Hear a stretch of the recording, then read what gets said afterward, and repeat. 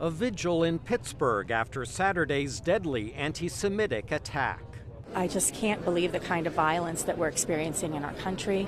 The suspect, Robert Bowers, had recently railed against refugees to America as, quote, invaders that kill our people.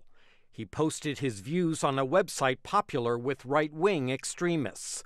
Days earlier, federal agents arrested Floridian Cesar Sayoc, suspected of mailing homemade bombs to Democratic leaders, officials who served Democratic administrations, a prominent donor to Democrats, billionaire Holocaust survivor George Soros, and cable news channel CNN. People who knew Sayoc say he harbored racist and anti-gay views. Some see a pattern. Nazis, anti-Semites, white supremacists, and the like are feeling completely emboldened and more confident to go out and express their hateful beliefs in this political climate. They're no longer hiding underneath white pointed hoods. President Donald Trump condemned both the package bombing attempts and the synagogue attack. This was an anti-Semitic attack at its worst.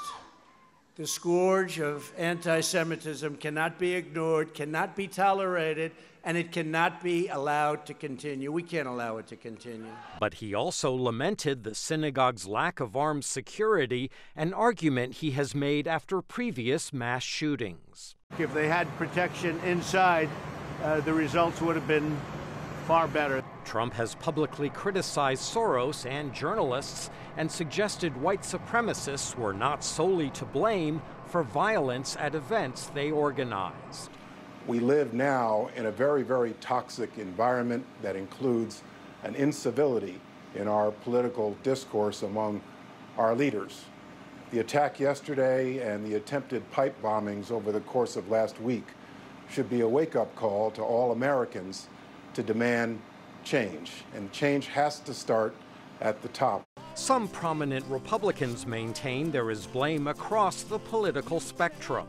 Senator John Cornyn tweeted that Democrats encouraged a mob scene for a Supreme Court confirmation battle, adding, quote, no one should encourage violence, no one. Some are planning to respond to the attacks at the ballot box. What we do going forward, we vote. Yeah, we vote. Midterm elections next week will determine which party controls Congress. Early voting is already underway in many states as the nation recoils and grieves.